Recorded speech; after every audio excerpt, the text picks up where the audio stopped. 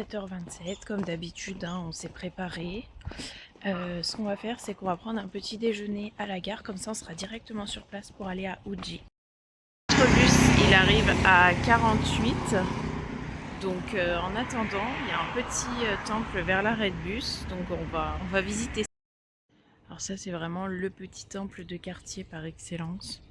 C'est minuscule, vous verrez jamais de touristes ici. On est arrivé à la gare de Kyoto, on prend juste un petit déj et ensuite direction Uji. On a une vingtaine de minutes de train, donc c'est vraiment pas long. Donc on a pris un à la fraise, un au chocolat, un normal et un fourré à la crème pâtissière. Moi j'ai pris un café glacé et Émeric un jus d'orange.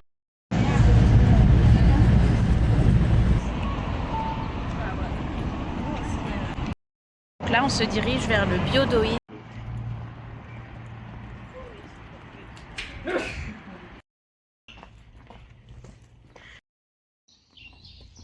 Les plaques d'égout de la ville de Uji.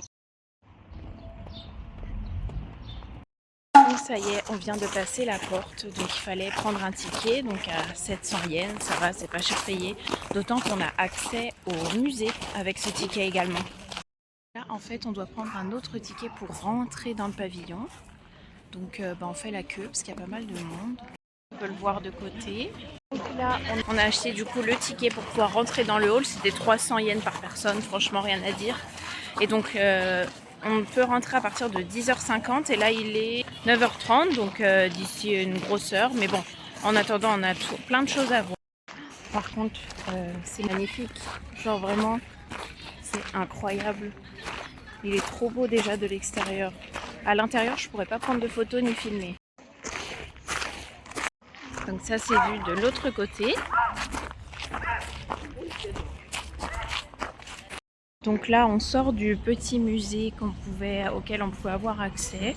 Franchement, c'était super joli. On avait une petite boutique de souvenirs à la fin, donc on a pris des magnettes, des cartes postales. Et j'ai pris un porte-bonheur pour ma mère. Et donc voilà, là on ressort. Donc là, on va commencer à se diriger vers l'endroit pour faire la queue, pour rentrer dans le pavillon. En vrai, il y a encore déjà des gens qui doivent rentrer, donc on va pas faire la queue tout de suite, mais là il y a un endroit qu'on n'a pas vu, donc on va aller voir ça. C'est un autre pavillon, ça a l'air très joli. En fait, il s'agit de la tombe de Minamoto Yorimasa.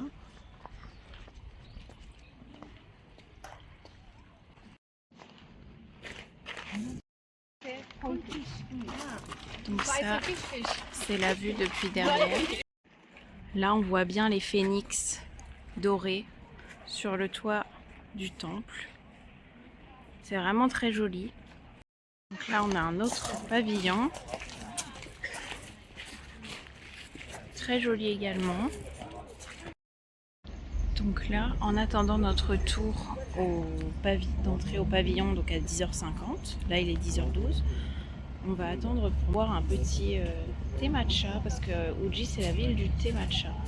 Là on est rentré dans le pavillon, il y avait un petit peu d'attente, mais franchement on a attendu à peine 5 minutes. Donc voilà, Émeric il a pris le thé classique parce qu'il n'aime pas le thé matcha, donc c'est un thé vert quand même de Uji. Et moi j'ai pris le thé matcha. On vient de finir de boire notre petit thé. Franchement, il était délicieux. Donc on a payé 1000 yens par personne. Et là, donc, hop, on a notre petit ticket avec l'horaire. Et donc on va aller attendre parce qu'il est 10h35 et la dame nous a dit qu'il fallait être là 5 minutes à l'avance, donc à 45. Donc voilà, on se redirige tranquillement vers la file pour entrer dans le pavillon. Et puis ensuite, notre aventure au Byodoin sera terminée. Bon, on est ressorti du temple. En gros, à l'intérieur, c'était un petit discours qui nous expliquait en japonais comment était faite la statue. Donc là, on est dans la petite rue traditionnelle qui est juste devant le temple. Et là, ils vendent beaucoup de choses au matcha et surtout des dangos. Et Émeric veut des dangos. Donc on va en prendre. Bien sûr, j'ai pris au matcha. Émeric a pris les normaux. Je suis trop contente de pouvoir manger ça. Les dangos, sans surprise, ils étaient délicieux. Donc là, on se dirige en direction d'un autre temple. C'est vraiment très très très joli.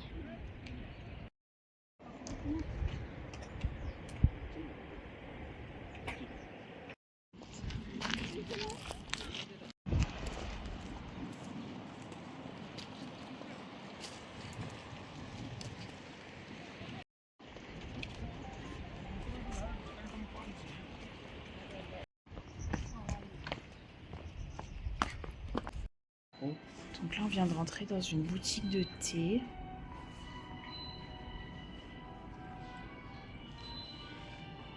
En fait, au fond de la boutique, il y a un genre de musée du thé.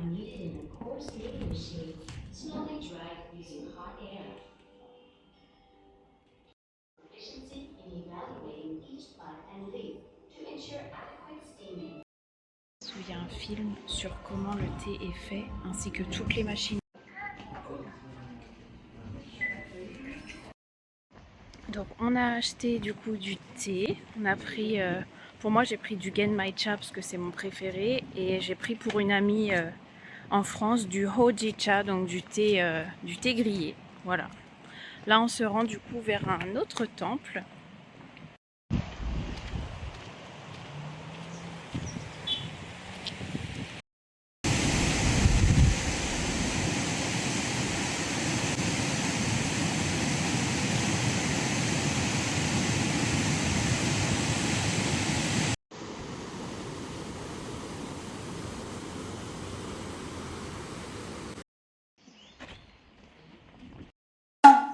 Voilà. Oh là là.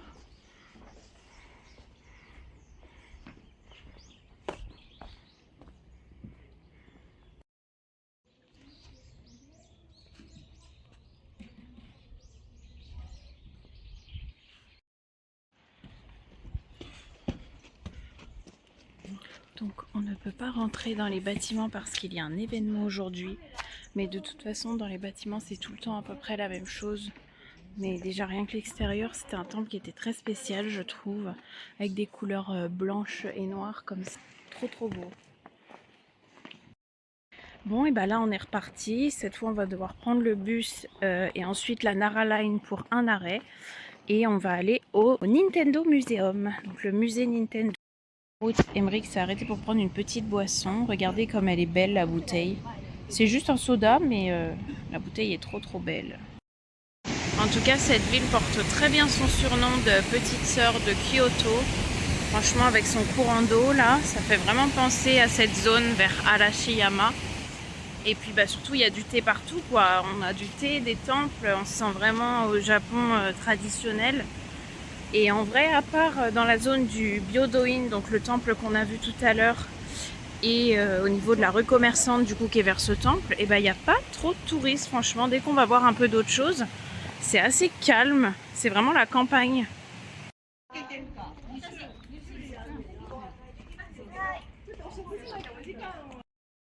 Trop mignon, un distributeur Pikachu. Bon, du coup on va manger avant parce que les bus en fait le dimanche c'est un peu compliqué. Là le prochain qui nous emmène au Nintendo Museum il est dans 1 heure, donc en fait on va manger puis après on va y aller direct comme ça. Il pleut un petit peu, c'est vraiment un temps à manger des ramen, donc on a trouvé un ramen dans cette rue. Parce que la plupart des plats c'est souvent des soba ou des udon en matcha, sauf que Emmerich n'aime pas le matcha, donc on se rabat sur autre chose.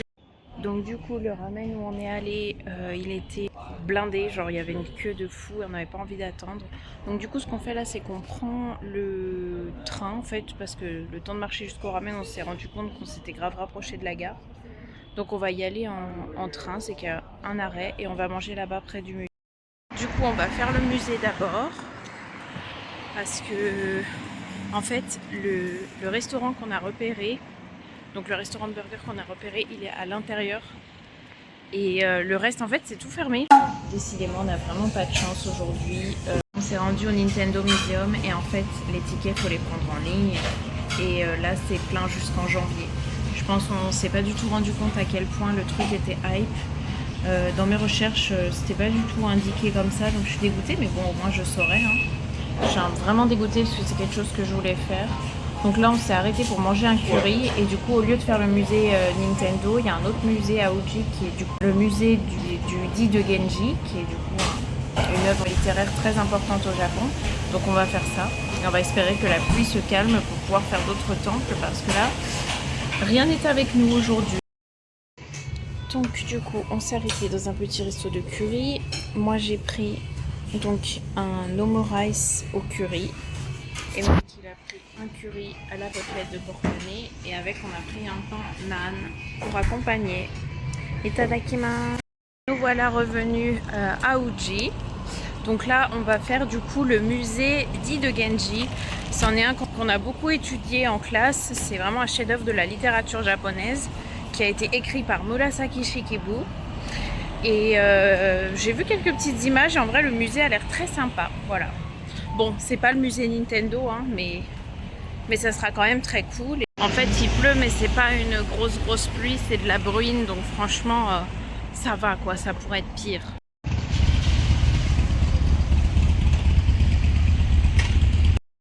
Voilà le musée, j'espère que je pourrai faire un max de photos et de vidéos à l'intérieur. On vient d'entrer dans le musée, c'était 600 yens par personne. C'est sous forme de petites promenades comme ça, autour des jardins. Et voilà.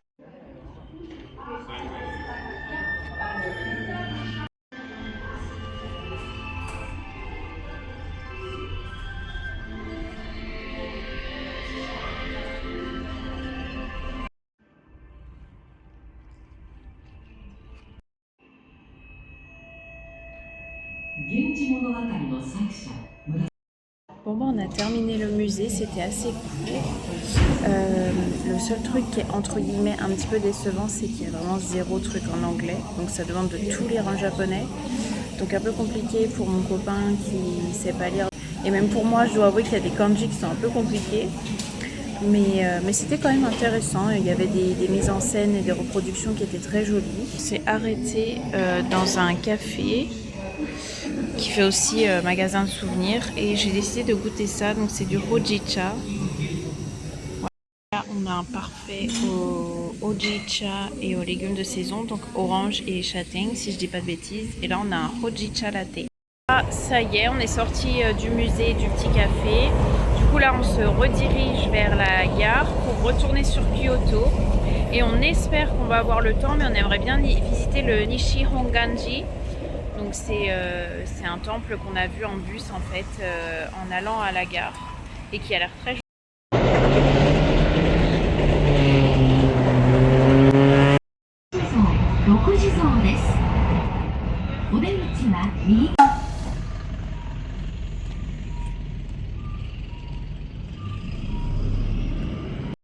Bah, ça ferme à 17 h, mais visiblement il n'est pas trop tard. Je pense que ce qui ferme à 17 h, c'est l'intérieur du temple. En tout cas, là, c'est énorme. Franchement, je sais pas si on se rend compte en vidéo, mais les pavillons, ils sont énormes. Il y a des espèces de petits stands en bambou avec des bonsaïs et des plantes. Il est énorme, le temple, énorme. C'est trop beau.